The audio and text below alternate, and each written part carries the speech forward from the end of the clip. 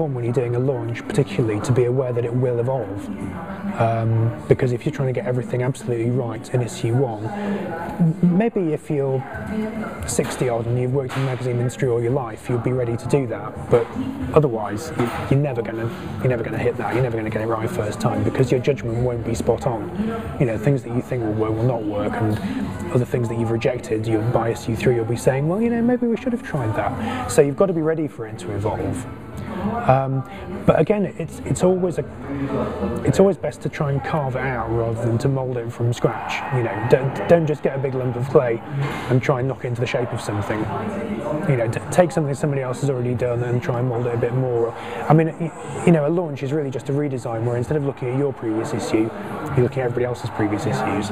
You know, it's the same process. You're not starting from scratch. Never start from scratch, because the world doesn't start from scratch. Your reader doesn't start from scratch.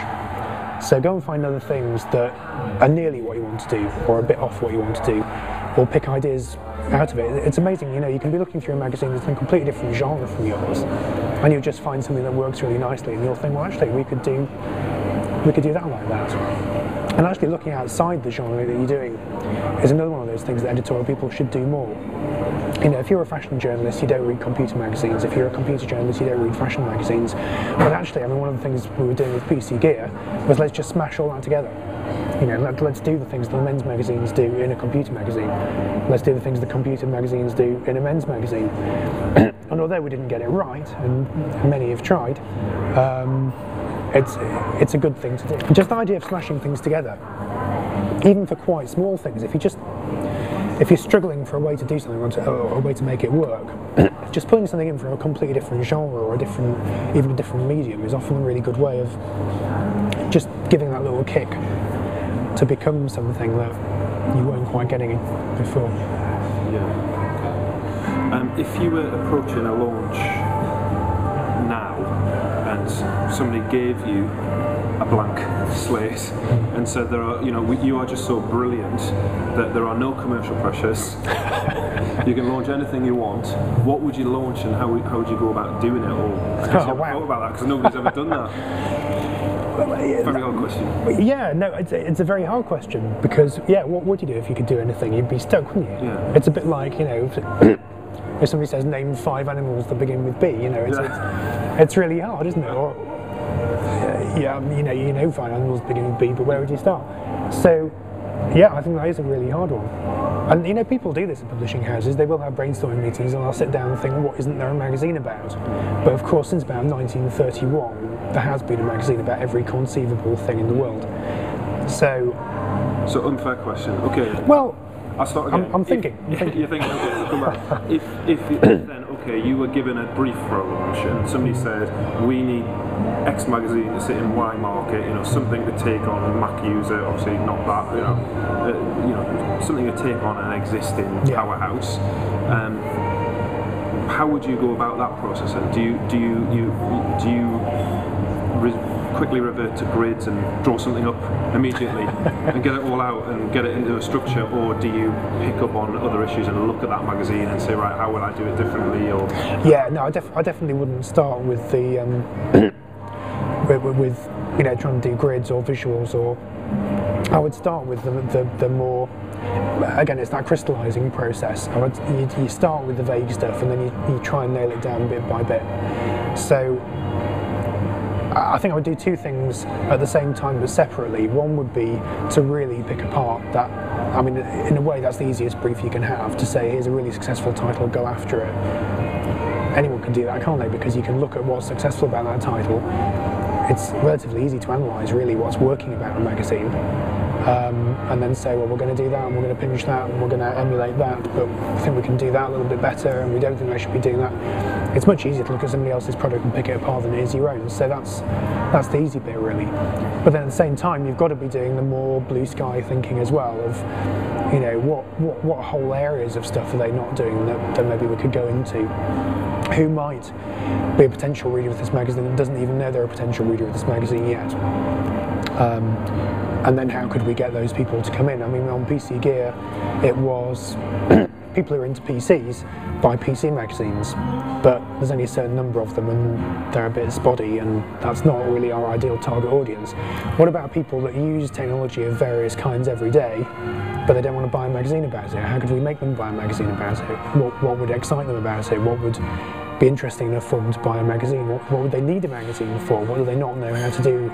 How could we make them feel this magazine's going to be useful to them? And then you get to thinking, well, what other things do people use? What media do people use about their gadgets and their technology? And they might watch Tomorrow's World on TV when I was little. Do they still have that? Or they, you know, they might watch Yesterday's World, I think now. yeah. Flying cars. They always have flying cars. Yeah. But you know, people watch the Gadget Show now, or they watch these programs about how to explode things or how to make your own rocket and this kind of stuff. So look at all the other things that your potential readers might be doing when they're not busy buying your magazine. How can you tap into that? How can you make your magazine look like it's for the kind of person who enjoys that?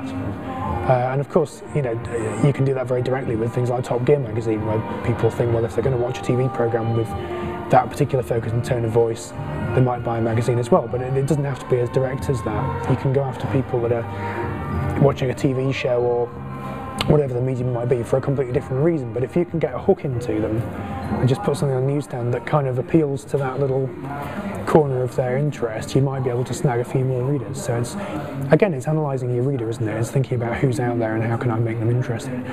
The thing not to do, of course, is to slavishly copy the thing you're supposed to be going after. Because even if they're really good at it, and even if they've got all the readers in the world, there'll be tricks that they're missing, and there'll be things that they're doing because they've always done them like that and nobody's got around to changing it, and you don't want to fall into those traps again when you've got a blank slate, you know. So you've got to be constantly unpicking it, thinking, why is that working? Let's not make any assumptions. So would it be fair to say if you were given this brief as a student to, you know, blank slate, would you be inclined to look for magazines that are interesting, doing well, could be done better, and thinking, actually, I'm going to put something into that space? Yeah, maybe. Maybe go after that audience. Yeah, that would certainly be one approach. I think you could also start from, you know, you don't have to start your research in the magazine industry. You know, you can start your research with demographics. Just go and look up some random stats about stuff, you know, what are the trends. There's going to be a census soon, that'll produce some really interesting data, but you can look at things like, and there's always, you know, there's 1,000 press releases about this stuff every day. You know, 50% more women are driving the car to the shops than they were a year ago, or whatever the statistic might be that comes out. And often you'll read them in a national paper and it's an easy story for somebody to reproduce this survey somebody's done, and you'll think, what a load of rubbish. But actually, sometimes those things can kind of kick off a thought about, wait a minute, maybe there's a trend there, maybe there's a demographic that I can tap into. Because magazines have always been about crazes. There used to be a whole division of dentists where I work about spotting what the latest craze was and then doing a magazine about it. You know, my boss would literally be wandering around with anybody that had kids, say, what your kids play with in the playground this week? And if it was something he hadn't heard of before, right, doing a magazine about that. And that's a really good way into it. Magazines can be a bit like the music industry, actually. When you get somebody like Madonna, for example, she didn't just sit in her bedroom coming up with some really great songs and expressing herself. She was part of a scene.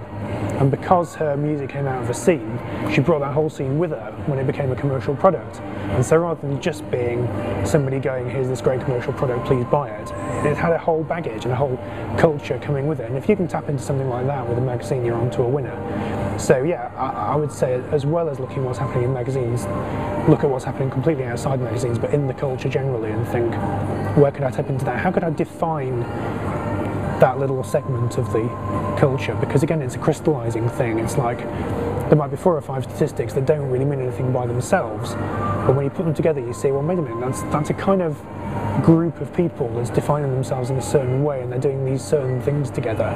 If I can really nail what that group of people is called, or how they identify themselves, or what their common interest is, then you could have a magazine.